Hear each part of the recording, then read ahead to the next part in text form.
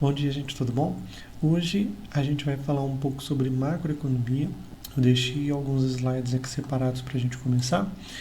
E hoje eu queria tocar principalmente nessas mudanças, nessas diferenças estruturais entre os Estados Unidos e o Brasil, tá? E eu acho que vai ser um assunto bem legal e que destaca a importância de investir e também do potencial que tem os investimentos. Se você ainda não investe, eu espero que esse vídeo estimule de alguma forma a repensar um pouco sobre os investimentos dentro da economia, tá? Infelizmente aqui no Brasil, as pessoas veem ainda o investimento como se fosse uma aposta e não como uma forma de você fazer uma previdência, né? Embora ela seja naturalmente uma forma de você garantir uma renda passiva no futuro, tá? De proteger a inflação e tudo mais. Então eu comecei lá de trás, com uma lei McFadden de 1927. Essa lei proibia bancos interestaduais, que significa que os Estados Unidos ele é um conglomerado, né, de vários estados que são até certo ponto independentes. Eles têm a legislação federal, mas a legislação federal, a Constituição Federal deles é bem concisa, né? Enquanto se você pegar a nossa Constituição, ela é gigante. Então, enquanto aqui ficou centralizado o poder, né, no governo federal e os estados têm poderes menores, lá não. Lá os próprios estados eles têm um poder legislativo muito, mas muito maior. Então isso tem a ver com, por exemplo, pena de morte, é diferente em alguns estados. A bebida é diferente, até tantos anos você pode beber, até outros anos e tal. Então isso mostra a diferença que há entre os estados, ok? Então essa lei, ele proibia a existência de banco interestadual, ou seja, você tem um banco, você só pode atuar naquele estado específico. Você não poderia ter um banco que atua em dois estados. Isso limitou bastante o crescimento dos bancos. Além disso, ela permitiu que os bancos nacionais, né, eles pudessem criar agências também, conforme a lei estadual permitia. Ou seja, os bancos federais, que eles eram bancos corporativos, mas atuavam por concessões do governo federal. E esses bancos eles tinham a limitação de ser limitado ao próprio prédio. E aí o que acontecia? Os bancos estaduais, que eram alvarás, né, que o próprio estado concedia, em alguns estados eles poderiam abrir outras agências. Então, ela permitiu que os bancos nacionais com alvarás, eles acompanhassem a mesma legislação no que tocava, né, a criação de outras agências do que o estado delimitava. Então, se tinha estado, por exemplo, que só permitia você abrir na cidade filial. Você não podia nem abrir em outras cidades. Outras não, outras permitiam vocês expandir. Então, na medida que os estados permitiam, os bancos, né, nacionais também poderiam. Outra coisa também que é que muitas vezes os bancos membros tinham que manter reservas maiores e eram proibidos de oferecer aos seus clientes certos tipos de empréstimos considerados muito arriscados. A lei McFadden afrouxou essas restrições aos bancos membros, permitindo-lhes competir de forma mais eficaz com os bancos comerciais não membros. Isso aqui muita gente aponta que foi uma das causas da crise de 29, porque ele permitia, por exemplo, você criar uma subsidiária e você delegar algumas funções para ela. O risco, nesse caso, estava limitado à subsidiária, mas depois com a crise de 29, muita coisa caiu, né? Eu não vou entrar na crise de 29, porque senão o vídeo vai ficar muito longo. A segunda lei que teve impacto muito forte foi a lei bancária, conhecida também como Glass-Steagall, de 1933. Olha só o que essa lei traz. Bancos comerciais que recebem depósito, fazem empréstimos, etc., não podiam mais atuar como bancos de investimento, que vendem ações, títulos, fazem IPOs, etc., e vice-versa. Após a aprovação dessa lei, as instituições tiveram 1 ano para decidir se se especializariam em bancos comerciais ou de investimentos.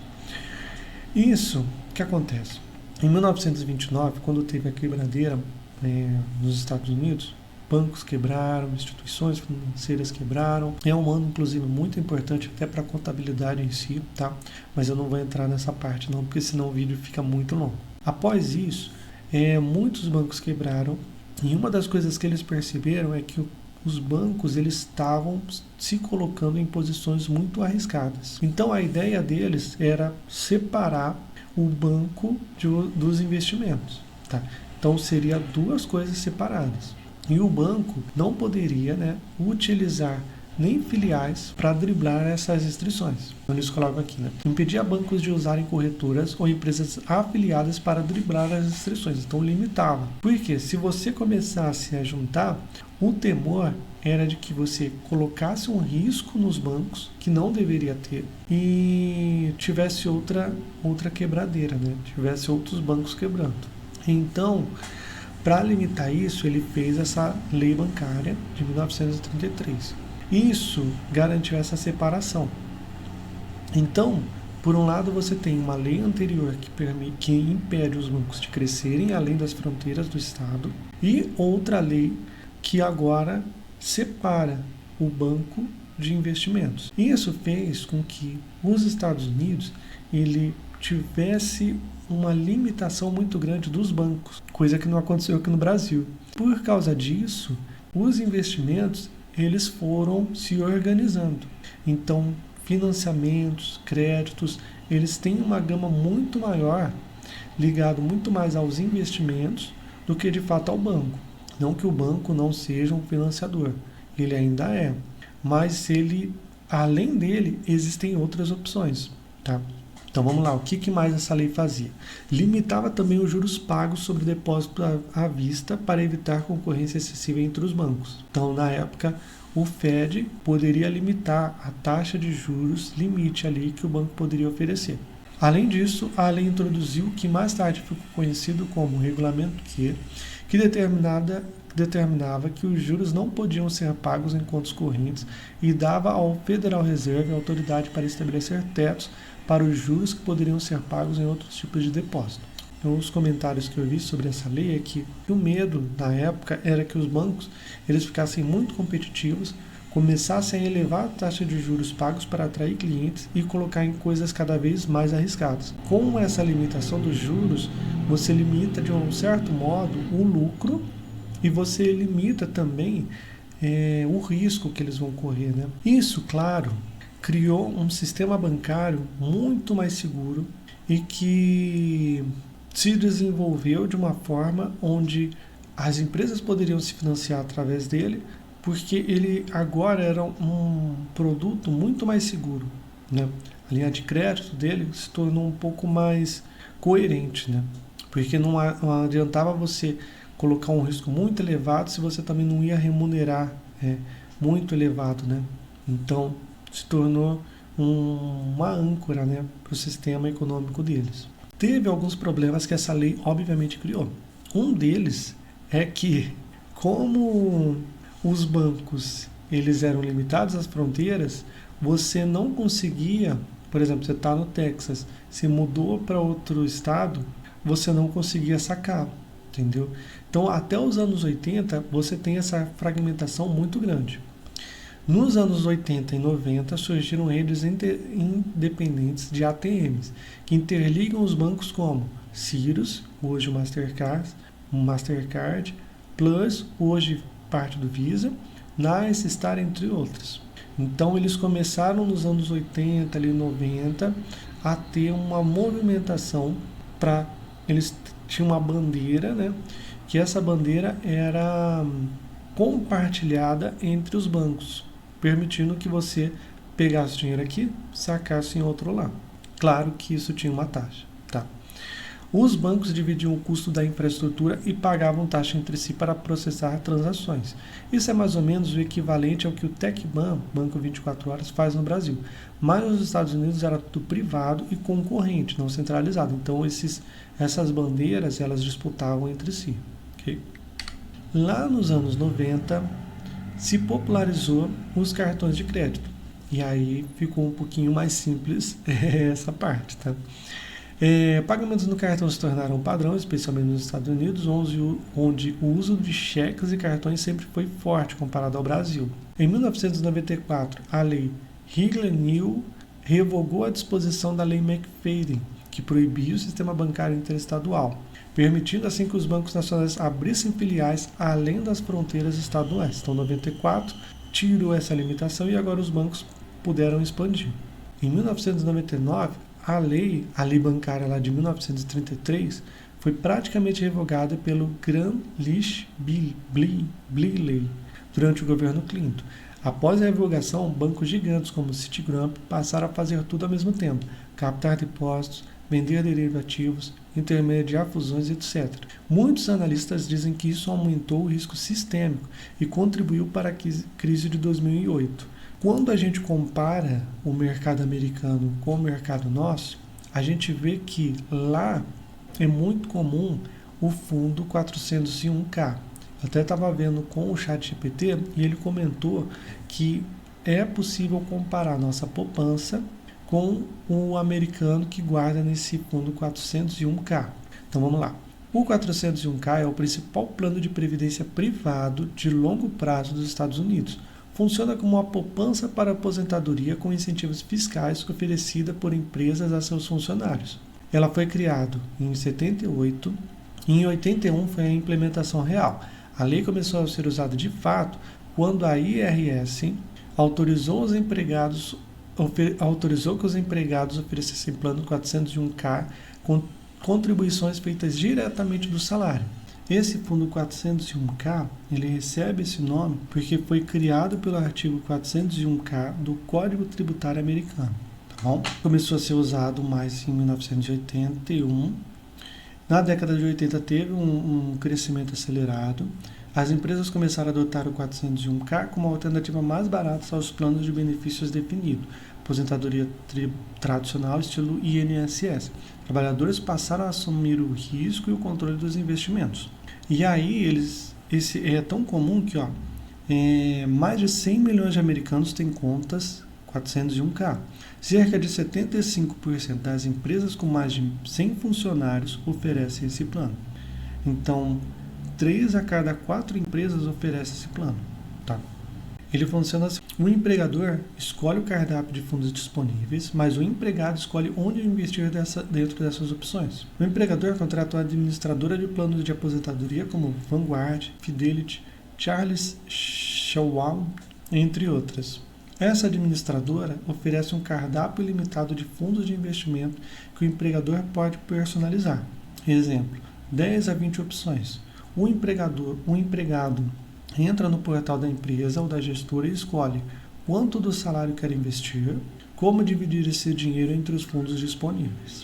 Suponha que a empresa contrate a Vanguard para administrar o 401k dos funcionários. A Vanguard então oferece, por exemplo, tipo de fundo de nome fictício, né? Fundo de data-alvo, default. Esse default ele significa que é o padrão. Se você não escolher nenhuma, vai para esse aí, entendeu? Vanguard Target Retirement 2065, é nome fictício, tá, gente? Só para vocês entenderem. Fundo de ações americanas, fundo de ações internacionais, fundo de renda fixa, fundo conservador. O empregado pode alocar, por exemplo, 60% nos fundos de ações americanas, 30% no fundo internacional, 10% no fundo conservador. Então ele seleciona e bola para frente.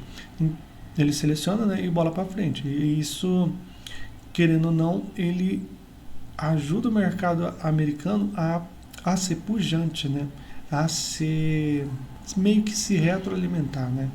Porque é um dinheiro que você não vai sacar, é um dinheiro que você só vai ter uso a partir de uma idade lá, se eu não me engano é 62 anos, que você começa a ter as retiradas, né? Você pode sacar. Antes, se você quiser, você pode, mas aí você tem uma taxa que o governo ele vai te cobrar, tá? Existem algumas operações lá que você pode tirar antes, para casa, saúde, entre outras coisas você pode utilizar, tá? Sem pagar nada. Mas é um dinheiro que a finalidade dele é previdenciária. Então, quando a gente fala de carteira previdenciária no Brasil, embora pareça algo novo, na verdade isso aí já é anos e anos lá nos Estados Unidos. Se o empregado não escolher nada, o dinheiro é alocado automaticamente no chamado Default Fund, normalmente um fundo com data-alvo, que ajusta a alocação com o tempo. Se você lembra do filme As Loucuras de Dick Daniel, eles retratam uma situação que aconteceu, uma situação trágica, eles retratam ali como cômica, na Enron, né, em 2001. Essa empresa, para eu falar um pouco dos riscos dessa configuração, tá? Essa empresa, ela fraudava os balanços contábeis, tanto é que a empresa que fazia a auditoria praticamente caiu junto, faliu também. Ela fraudava e isso foi fazendo com que as ações elas tivessem um valor cada vez maior no mercado. E o que acontece?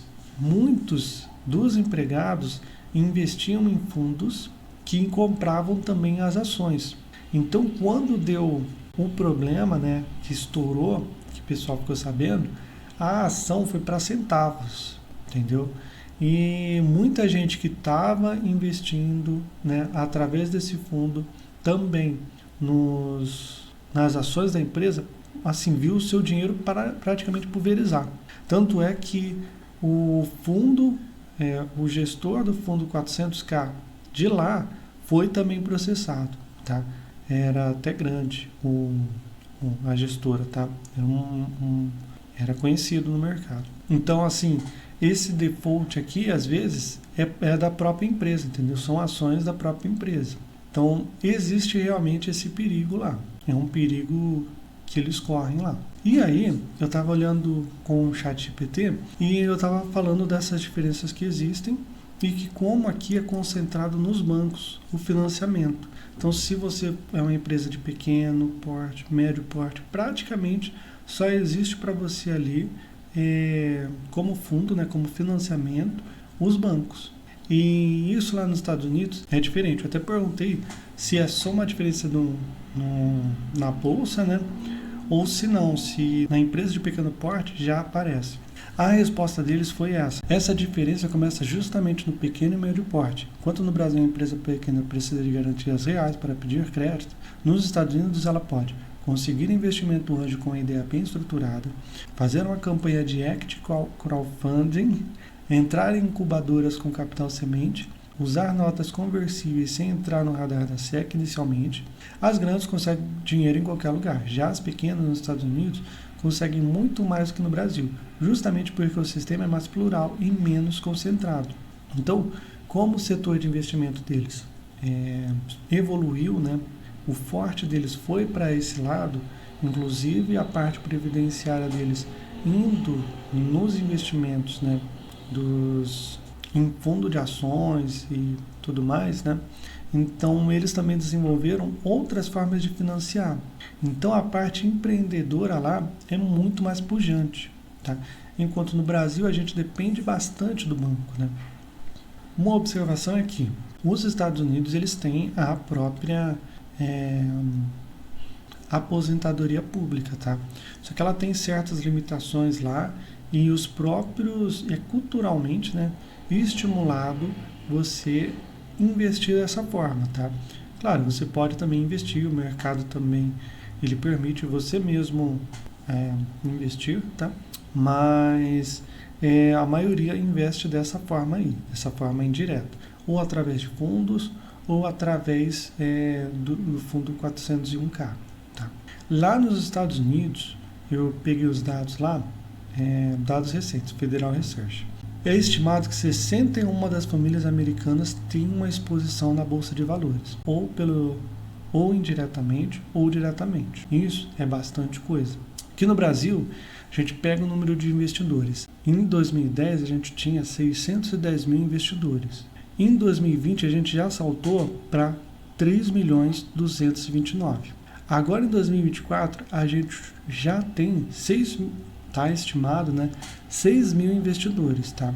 Se você pegar o IBGE, a população estimada no Brasil hoje é aproximadamente 212 milhões. Isso dá que só 2,83% das pessoas estão investindo. E o que isso significa? Significa que ainda há muita oportunidade no setor de capitais aqui no Brasil. Na B3, né, ou em outra forma, tá? Mas isso assim, destaca a oportunidade de você investir hoje. Porque quanto mais pessoas vão entrando, os preços geralmente eles vão subindo, porque a pressão compradora começa a aumentar. E aí, obviamente, conforme os investidores vão subindo, outros produtos vão sendo lançados também. E de forma geral, a nossa parte empreendedora, ela pode se beneficiar. Isso é uma projeção que eu faço, tá? Quanto antes você investir, melhor. Porque eu sei que você olha assim, você pode pensar, pô, mas em 2010 só tinha 610 mil investidores. Será que até ali, quem investiu antes, mesmo a bolsa sendo pequena, conseguiu ter algum ganho? E aí eu trago, né, o Luiz Barsi. O Luiz Barsi hoje é o maior investidor pessoa física no Brasil, né? Então ele é o que tem maior capital pessoa física. Ele começou a investir aos 14 anos de idade, porque ele, com 14 anos, ele começou a trabalhar em uma corretora e lá ele começou a investir, tá? Na verdade, para ser mais honesto, né? Com 14 anos ele começou a trabalhar na corretora, eu não tenho certeza se foi com 14 anos que ele começou a investir, tá? Mas 14 anos ele começou a trabalhar na corretora. Isso permitiu ele ter uma visão melhor dos investimentos e começou a investir lá. Na década de 60, ele já se tornou bilionário. A bolsa ainda era pequena, mas para você ver o potencial que ela te dá, principalmente quando os preços eles têm pouca liquidez, né? Tem pouco volume negociado. As empresas continuam indo bem. Ele até comenta, se você estudar os vídeos dele, ele até comenta que havia empresas que pagavam quase o valor da ação. Então, eu sei que hoje em dia não vai ter alguma pagando tanto, né? Mas ainda há uma oportunidade, eu acho, tá? Na B3, tá? Na renda variável ali. Então, eu queria trazer essas informações como estímulo para você e também de curiosidade para você entender a estrutura nossa e a estrutura americana. O nosso é bank base, então a nossa estrutura, né, econômica, ela é baseada muito nos bancos ainda, ele é bem centralizado nos bancos. Eu espero que você tenha gostado do vídeo. Se você gostou, deixe nos comentários. Se não gostou, também deixe nos comentários para eu saber se isso é interessante ou não, tá? Porque aí eu posso trazer mais vídeos relacionados, tá? Eu queria trazer um vídeo um pouco sobre macroeconomia, então eu achei interessante, estava estudando sobre isso, achei interessante trazer para a gente ver as oportunidades para estimular outras pessoas a investirem. Então, você tem um amigo que você fala sobre investimentos, ele não entende muito bem, ele acha que isso é coisa aposta, manda esse vídeo para ele, fala para ele, ó, dá uma olhada nesse vídeo. Ele fala lá que nos Estados Unidos muita gente investe e tal. Então, eu acho ainda que é uma boa oportunidade, tá? Além dos vídeos, né?